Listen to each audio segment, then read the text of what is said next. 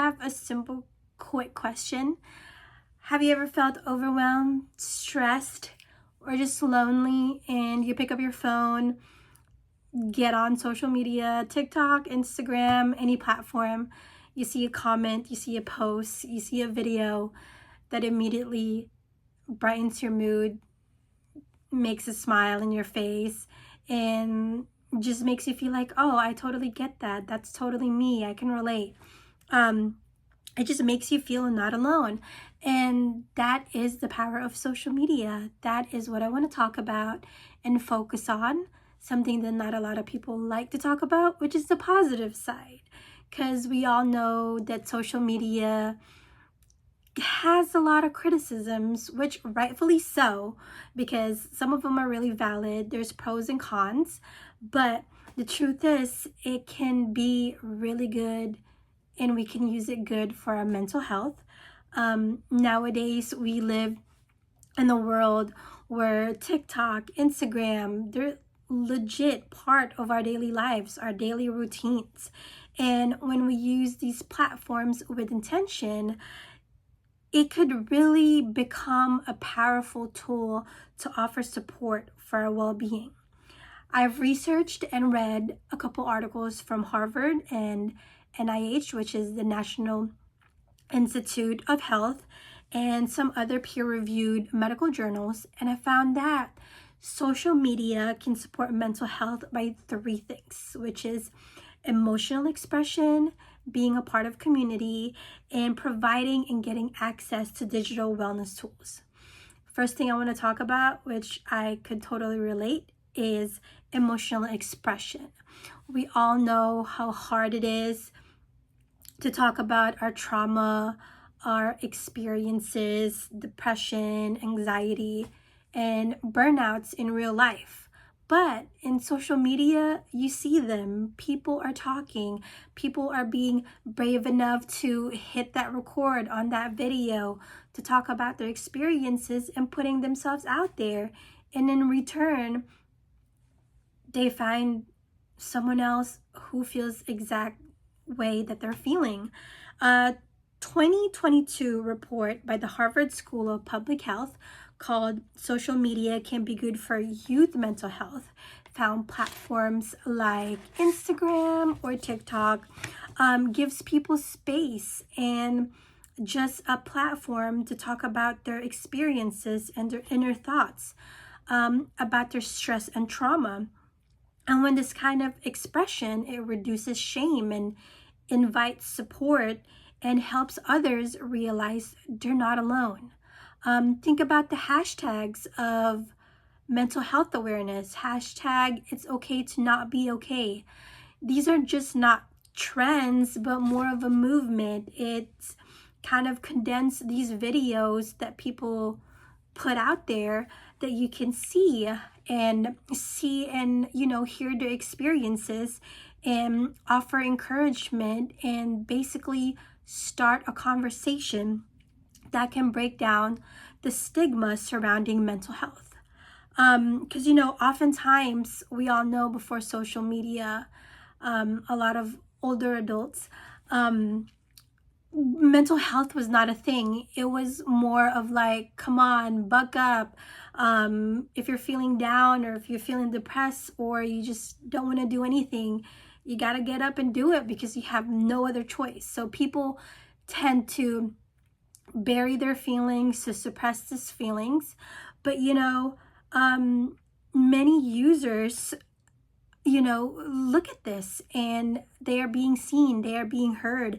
And these stories, they could heal somebody, they could save somebody, save a life, which is such an important thing, just to be helpful. Another thing which segues to finding your people online is the community. Community is such a big thing on social media. In a time where loneliness is considered a health epidemic, these online spaces offer community, offer solidarity, like you're a part of something. And according to the National Institute of Health, digital interaction can ease feelings of loneliness, which I totally get. And, It provides emotional support to others. Whether it's a Facebook group for PTSD survivors, or an Instagram messenger group who loves blind boxes, or a subreddit group for people who deal with grief, or a Discord server where people have ADHD and they share their experiences. These virtual spaces can feel like lifelines for them, no matter how big, no matter how small your interests are or your feelings. Somebody out there, you will find somebody who likes the same things you like and who's feeling the same way you're feeling.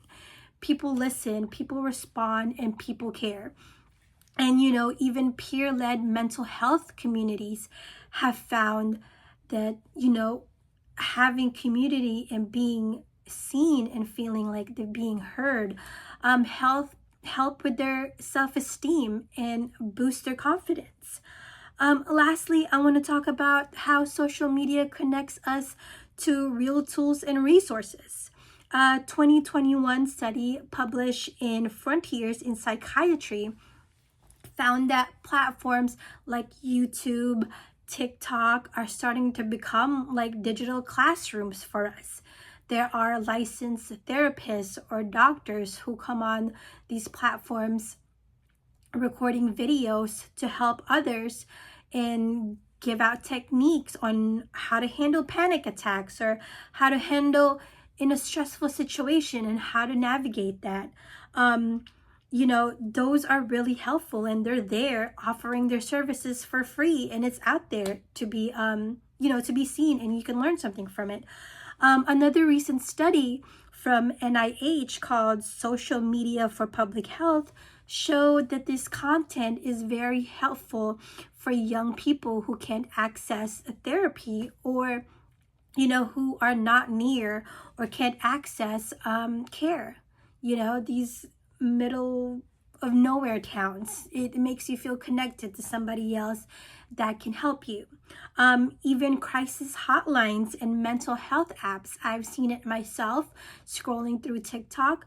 They're being promoted through social media apps or content creators. A lot of these mental health companies are partnering with content creators to kind of, break down that wall and show everybody that it's okay. It's okay to talk about your feelings. You shouldn't be scared, and that somebody, will be listening to you out there. So, of course, with social media, not all information is reliable. There are fake news, there's fake information. So, of course, media literacy is very important. And it's always, always good to fact check because, nowadays with the rise of AI, it's so easy to kind of like, oh, that video looks really real. But it's always good to fact check. But with the right tools, social media can act as an extension of professional care, not to replace it, but to support it. And,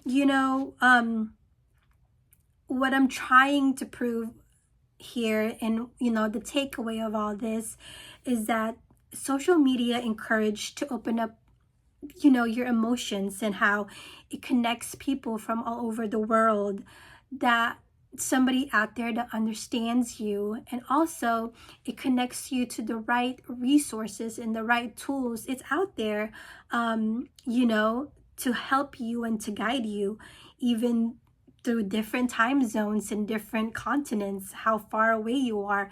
It's there. The internet and social media kind of gives you it in a platter to you, to be readily accessible. And, I'm not saying that social media is perfect. It's not perfect at all. We've all heard of the risk it has and the heaviness it can give. It can contribute to your mental health. But we also need to recognize the good, what the potential of good it can be. If you use it with care and purpose, social media doesn't have to harm our mental health. It can actually help it. It can help improve it. It can help you find joy in it. So, we shouldn't blame the platforms, because, you know, it's ourselves individually who produces the content and put the content out there. So if you start using it for good and use it wisely to support each other, to learn and to heal, social media has, you know, limitless power to do good. And I hope everybody takes away with that information to do good and to use social media to help basically, you know, create a better place for everybody. Thank you. Thank you for listening.